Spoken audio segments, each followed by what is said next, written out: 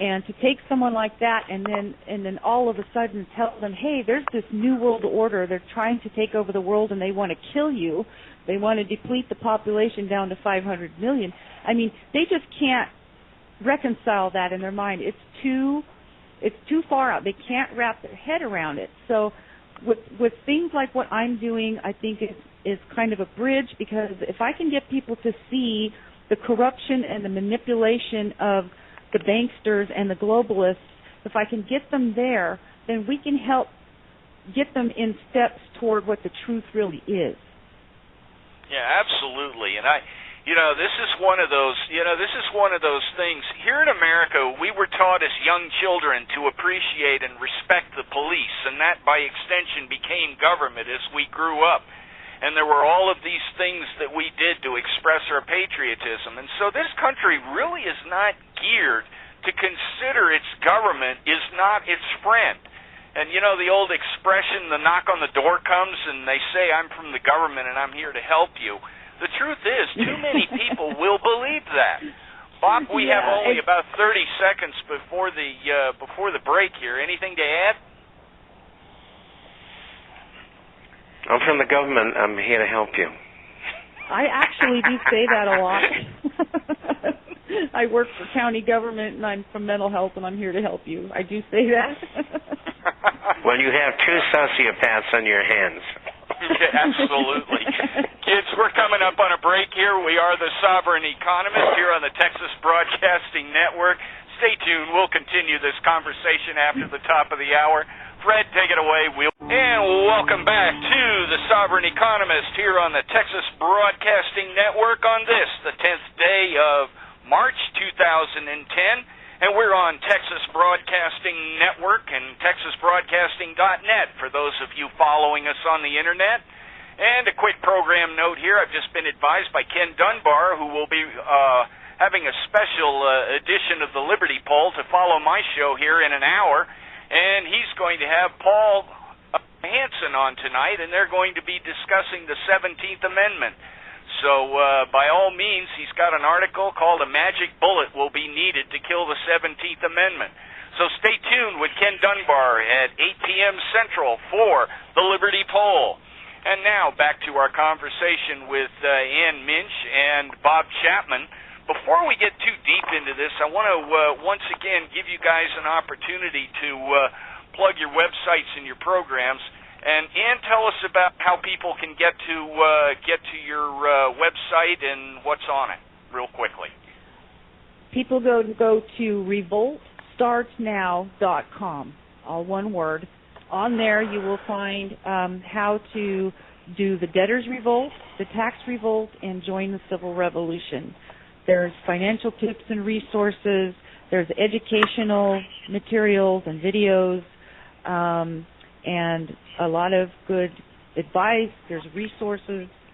It's good for anybody who is fed up with the financial situation, no matter what your particular economic status is, whether you're very poor or upper middle class, doesn't matter, that everybody can do this. It's an all-inclusive revolution. And Ann, this is a great site. I've kind of been looking at it here, and there's a lot of good stuff in there.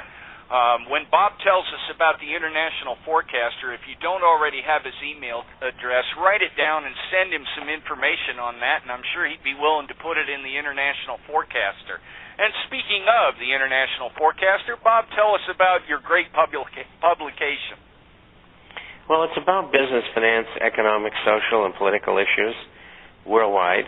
We've been publishing over 20 years, and prior to that, I was a stockbroker and owned my own firm on Wall Street, and so I've got a very deep 50-year history in business and finance. We publish by email twice a week, usually about 40 pages each time, and we also have a hard copy for those who are not on the Internet, and that goes out twice a month. And if you'd like a current copy, free, introductory copy, all you have to do is go to our site, theinternationalforecaster.com. The International, FORECASTER.com. You can also reach us by emailing, and we answer everybody's questions. That address is bob@INTFORECASTER.com, bob@intforecaster.com, or you can call toll-free 800-375-4188. That's 800-375-4188. Great. Thank you, and Bob. If I just may give a quick testimonial about the International Forecaster newsletter, I've been getting them, and let me tell you, they are chock full of very enlightening information. I couldn't believe the detail involved in these things. I mean, it takes me an hour to read it, and I'm a pretty fast reader. But especially if you are an investor, this is an absolute must for you to get this publication. Well, I'm sure Bob thanks you for the plug. He's heard me plug the thing every time. I absolutely pretty much live by the information that comes out of there, and there's just so many. At this point, you have to realize Bob's been at this for so long, folks, that the connections and the people that he knows and the people who contribute to someone they can trust with confidential information, private things, the inside story. He has somebody who attends Federal Reserve meetings in the bank business. He's broken stories and done some amazing things. Bob Chapman and the International Forecaster are your keys to survival and knowing things ahead of when the rest of the world knows them, and that is incredibly vital. And as I said earlier, knowledge is power. And Bob, I want to move, before we get back to the conversation we all were having before the top of the hour, I saw a story that came across the wires, I guess it was the day before yesterday. The headline was, "Failed banks may get pension fund banking as the FDIC seeks cash." And apparently what's happening is the Federal Deposit Insurance Corporation is now trying to encourage public retirement funds, who control, by the way, more than about $2 trillion, to buy all or part of failed lenders, taking a more direct role in propping up the banking industry.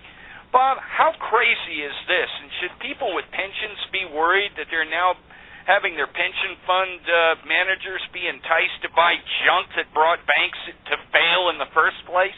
After all, every bit of asset they have is marked to fantasy, right? This seems absurd. It is. Well, it's not going to be voluntary. They're going to get calls and visits from people surrounding the White House, Wall Street, etc., and they're going to get strong-armed into it. And it's as simple as that. And that shows you in spades how very, very desperate the people are who are behind government, and these are the people who really control government. And again, that's because of what we're doing and people like us, and goodness knows there should be thousands and thousands more helping us. But there isn't. But I hope springs eternal, and I do hope that they do that.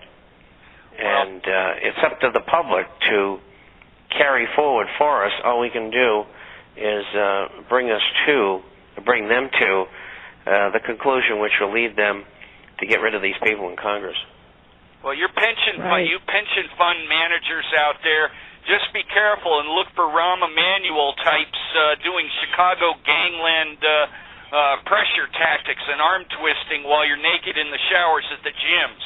This kind of stuff is, Bob, you said it at the top of the segment when you came on last. The extent to which manipulation is going on is just going over the top. And it surely isn't confined to economic and financial issues. You had a representative in New York who threatened not to vote the way they wanted him to vote, and Rahm Emanuel kind of got physical with the guy in the congressional gym. So there's no telling where it stops, folks. All right. Well, I'll tell you, And if Rahm Emanuel had approached me in the gym, he'd be in a hospital. At the least. Wow. Well, you know, it's our motto is we don't take prisoners. Yeah, it's it's really interesting. One of the things that's always fascinating to me, every day when you go on your email, it's always kind of interesting to see what people send you. Well, this, in these day and age, I think the most incredible thing is when I plug in the Drudge Report at the middle of each day, which because they don't always operate at the first part of the morning. But when I come on with them, it's always like a box of chocolates. What crazy story is going to be on Drudge today about government excess, stupidity, and just sheer idiocy and desperation?